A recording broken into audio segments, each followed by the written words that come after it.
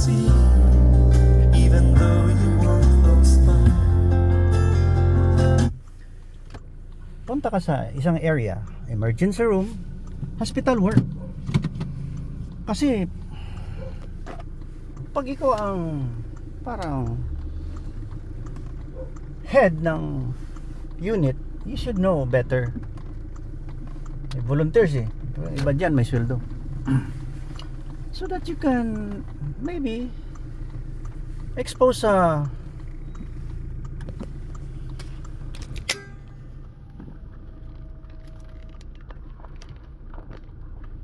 rescue.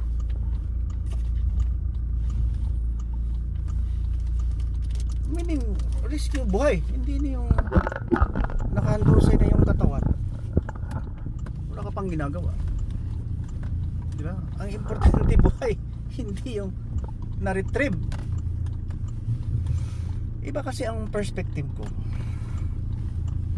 bilang isang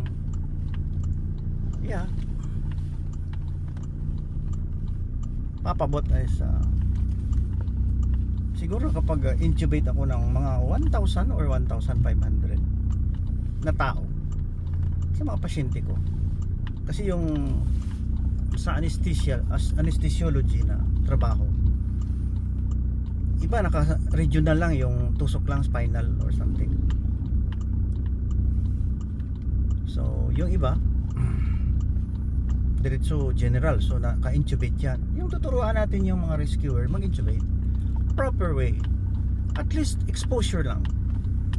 Kasi mahirap naman sabihin ng mga minsan dyan may mga marites-parites sa operating room or sa ER, andito na naman sila ayan. So, isusumbong yan sa mga kamag-anak na napraktisan yung kilala ko, yung kapitbahay ko napraktisan, magsusumbong yan lalo na iba ugali. Hindi ko alam kung anong nangyayari sa rescue ng Israel. Kasi mayroon Magenta Bidadom or something. Yun ang kanilang rescue unit. Mga 40,000 volunteers yan. Iwan ko ilang population ng Red Cross sa Philippines. Balik tayo. Dahil maganda tong rescue na to hindi lang pa cute. Paano ka magpa-cute dyan, nakasweldo ka? Ang mga baka nagpa-cute siya dahil may sweldo siya. Iba dyan nagnanakaw ng pera Tingnan mo, may mga kabit. Yung mga administrator, nugay ka na to. Parites. Joke lang. Hindi, ibig kong sabihin, huwag abusuhin ang posisyon.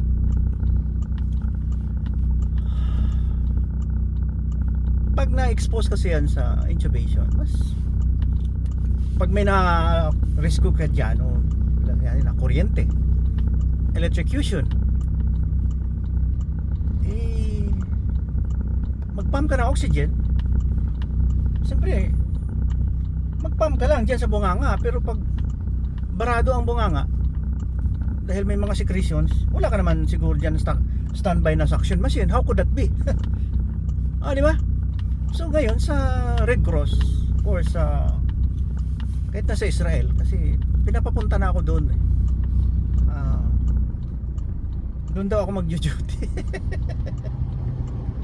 Joke lang. Para mag-rescue. Wala akong pinapanigan Kaya ayaw ko may kalaban, gusto ko peace Love from Papa Bot. Papa Bot is also your papa. Kasi YWAM, volunteer din ako. YWAM, Youth with a Mission. Yun ang nangyayari sa buhay ko.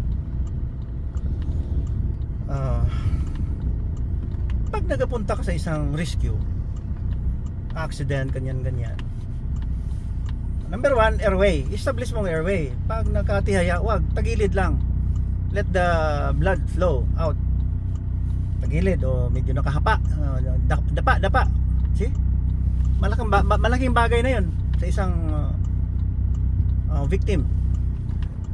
Pag umubo yan, siyempre pag umubo ka, mag-inhale ka muna. Siyempre pag umubo ka or anything na magsasalita ka, mag-inhale ka ng hangin. So pag marumi yung hangin na yon, may mga secretions papasok sa baga. So itagilid, prone, semi-prone, lateral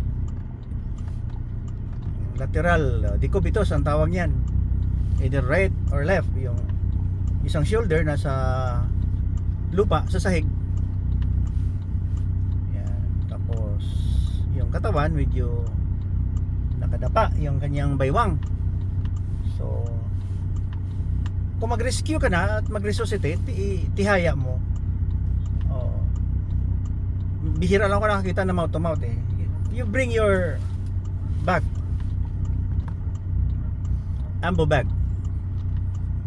Ngayon, pag walang pulso, nako, immediately lagom-lagom na yun, no? Cyanotic na, intubate mo na. Kaya sabi ko, pwede kami yung mag-expose sa emergency room, sa operating room. There are times kasi na parang you are allowed, I don't know, kasi mahirap na sabihin na pinaglaruan eh. Pero how could you learn? Maybe sa mga isang area na yan, tao talaga, let's say parang gunner na, if it is allowed privately doon sa morgues or something, wala tayong magawa eh. Be sure na you'll have the proper advice and how to execute para hindi matanggal yung ngipin, hindi masugatan yung throat. Kasi baka silipin ng mga kamag-anak na may mga medical know-how, mahuli tayo na somebody parang ganun. Parang at least na-expose ka, lalong-lalo na administrator ka. You should know better. Advice lang to ni Papa Bot dahil dito lang naman ako eh. Andito lang ako. Hindi ako umaalis sa tagiliran nyo. Nandito lang si Papa Bot. Kala medyo midyan, taas ng pride. Ayaw magpaturo. Pag nagsuggest ka, iniisip niya mali. Parang tingin niya sa'yo insubordinating. Parang usurpation of authority. Siloso, no? Well, 2008 naging board member ako ng Red Cross. Hindi pagyayabang, sir. I salute you, sir. Kasama ko sa politics eh. Si ex-mayor Vic Dihisos of Coradal City. Bangon Coradal. Bangon. Bangon ka nami. Bagong Coradal. Siya ang medium. Bakit ako napunta ng Red Cross? Kasi may election, nanalo naman tayo. Dahil nung araw, katatakbo ko lang ng city councilor ng Coradal City. Sumikat si Papa Bot eh. Hindi. Nakilala. Then siguro yung wife niya, dahil parang si Net ba yun? Laging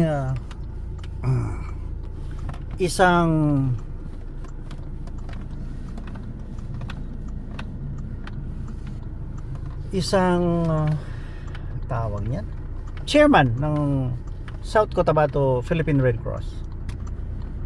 So baka siya ang nag-submit ng aking pangalan. Salamat naman, ma'am, madam. Hindi pa ako masyadong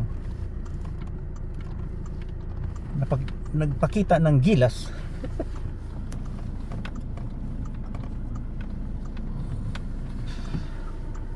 Well, anyway, marami naman tayong nagawa.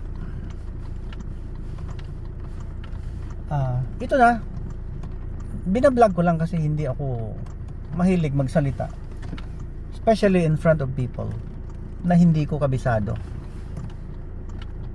siguro may mga politician dyan, pag nakausap ko, malayo na ang 30 seconds, tapos na ang aming usapan, bye bye na, bye bye. So wala. So dito, kung gusto mo makinig, turuan kita.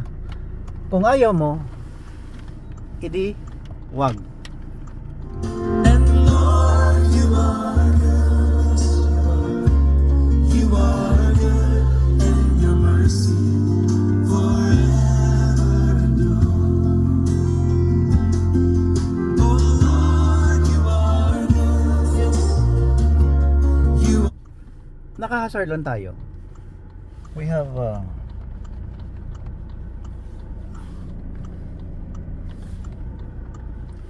rough road kasi.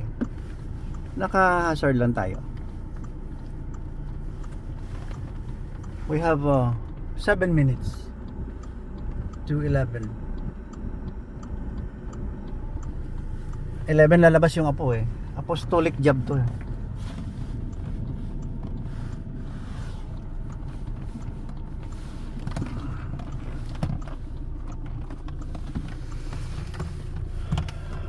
Nagtaka ako bakit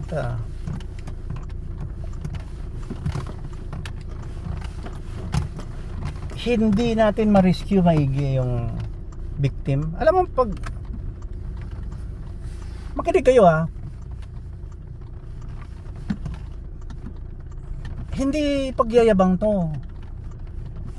Ang anesthesiologist yata ang pinakamahirap na trabaho. Pag nag-spinal ka, pag hindi tumama dun sa dura, pag hindi pumasok ang gamot sa pag hindi pumasok sa subarachnoid, no? Space, no? After the dura, subarachnoid eh. Yung dura tutusukin mo pa yan eh. Parang papel yan, manipis pa sa papel. Yan.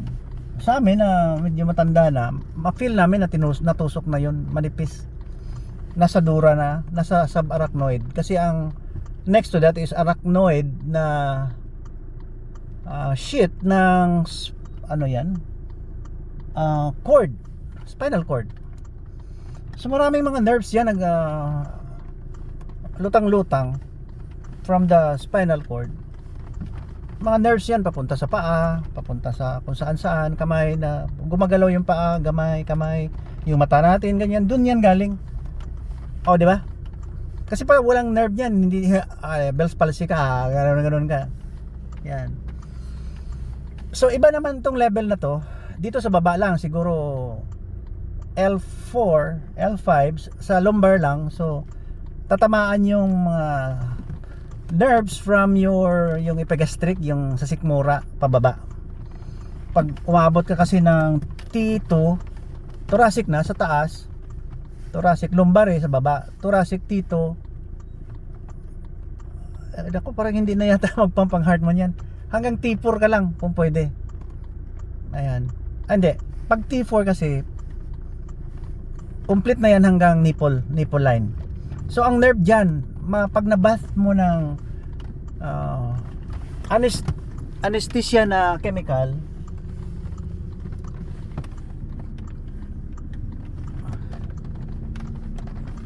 mabat niya yung mga nerves, so hindi makaramdam ang part ng katawan, half. Ayan. So ganyan ang trabaho namin para hindi masaktan. Ngayon ang pag-rescue naman, usually expose kami sa intubation, yung lagyan mo ng tubo yung baga, correct execution,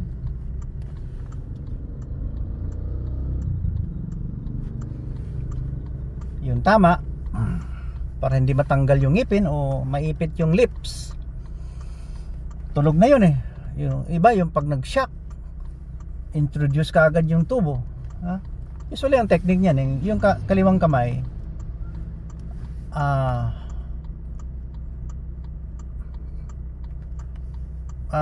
nandun yung laryngoscope, gano'n. Yung kanan kamay, siguro spread mo yung lips, upper and lower lips, then papasok ka sa between hard palate sa taas, dila, ang blade i-forward mo doon sa pinakailalim ng dila.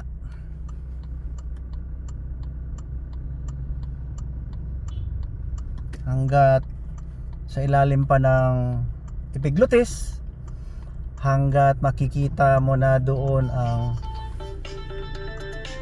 dali, nandiyan na yata. Dali lang ha, Michelle. Yeah. Oh. Nana mo? Oh, diha alam mo sa gate pa. Paabot na ko, naana ko diri sa naana ko diri, kadit ha. Oh, sa gawas mo gawas. Oh, sige. Naana me diri sa kanto. Pasulod na ko. Oh, lahat kami sa room ni Chloe. Kita na ko pa yung gamit. Magawas na kami karon. Oh, naalang ko sa gawas. Tawaga lang ko kung nana mo. Sige. Oh, na naman ko. Dili. Dol na ko.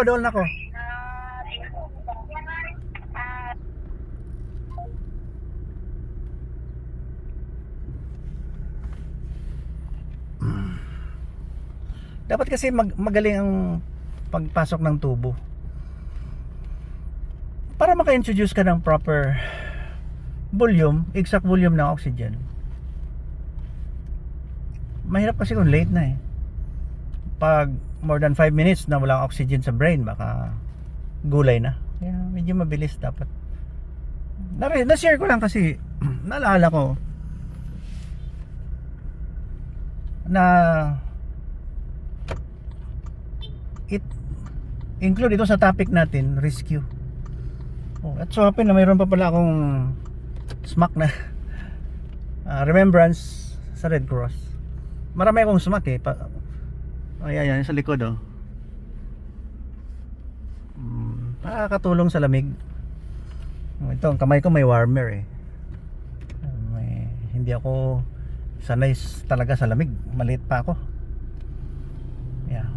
Kaya nag-resign ako sa operating room after almost 30 years, 28 years yata na nag-anesthesia dahil hindi ko kaya talaga ang lamig. Doble-doble yung electric fan, may aircon pang dalawa, wala, hindi kaya ni Papa Bot.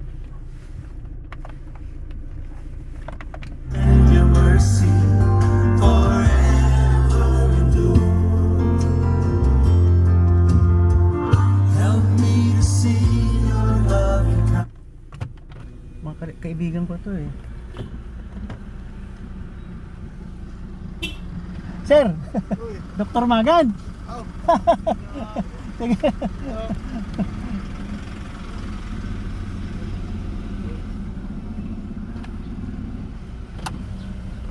Nagmi-ministry ako dyan sa provincial jail nagtuturo ng Bible. Ganda naman, kaya si Papa Bot simpleng tao lang. Kung dyan kayo, I'll share my wisdom. Pag ayaw nyo, yung naga-left the group, kaya nyo naman. Hindi ako, I don't put you down. But I care more than less. Kasi mas advanced ako. Kahit na 1 year ahead lang ako sa inyo, how much more kung 30 years ahead si Papa Bot sa inyo. Kaya ako, I'm still willing to learn. Balik tayo sa real situation ng mundo. Bakit magulo? Andyan na sila Yan. Pag nagtabag na yan, tuloy-tuloy na tayo at least. Ano na? Nandyan na yung aking apo. Bahala na kayo dyan.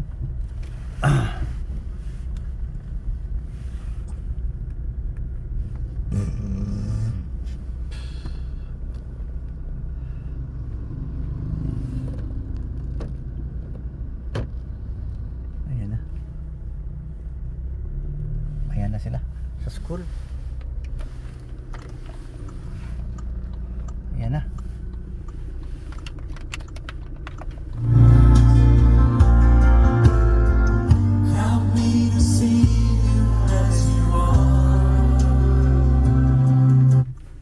As you really, really are. Ganda ng ano, gospel song. Gospel of Christ. Maganda. Kaya gusto ko talaga tahimik ang mundo dahil kay Jesus Christ. Ayan ang aking apo.